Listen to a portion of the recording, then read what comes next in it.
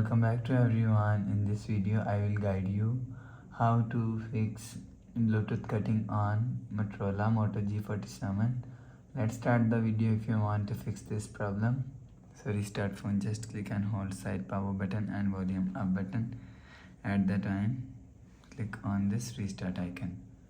Again tap on this restart icon. You will see phone is restart. After restarting, enter phone pin. You will see your problem is solved. But if it's not solved, if you want to fix this problem, go to app library. Here click on settings app.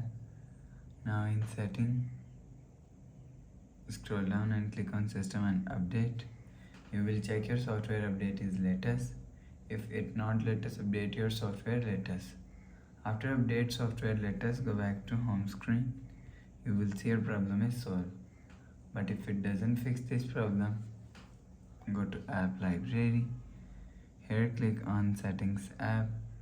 Now in setting, scroll down and click on apps and click on see all apps. Scroll down and search Bluetooth from here. Scroll down and click on Bluetooth app. For example, click on Bluetooth and click on storage and cache. Clear cache Bluetooth. Go back to home screen. You will see your problem is solved. So please subscribe for more new latest videos. Thanks for watching.